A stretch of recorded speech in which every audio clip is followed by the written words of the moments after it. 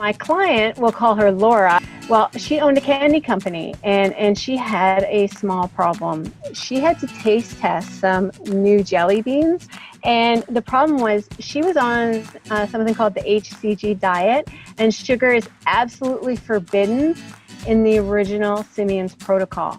Laura was understandably nervous. She told me on the phone in one of our coaching calls, I don't know what I'm going to do.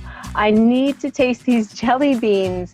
I was thinking I could lick them, but it's not the same as tasting them. I could chew them and spit them out, I guess, but I'll still absorb some sugar. All right, well, jelly beans are just carbs. Let's look at your food diary in MyFitnessPal and see what we can swap out.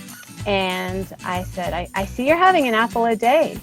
And one medium apple is 22 grams of carbs and 16 grams of sugar. And I said, well, how much carbs and sugar are in a single jelly bean? 22 jelly beans would give you about the same amount of carbs and sugar as one medium apple.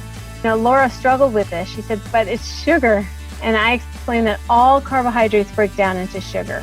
And it doesn't matter if it's Pop-Tarts or broccoli, the difference is the amount of nutrients and fiber in that food item. So, she said, do you really think this will work?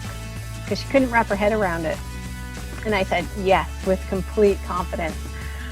Nutrition science has evolved a lot in the last 70 years. And while Dr. Simeons may have known more about anatomy and biology, I'm quite certain I know more than he did about nutrition 70 years ago.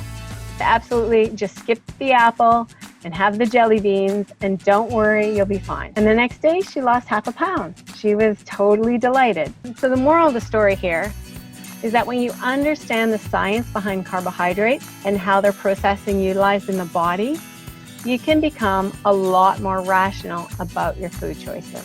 Once Laura came off the HCG diet, she started to experiment with carbohydrates that she had denied herself for a long time.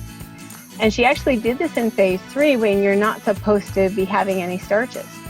But these were things she had cut out of her life completely for several years because she thought they made her gain weight. But by tracking her macros and using flexible dieting, she was able to enjoy them again.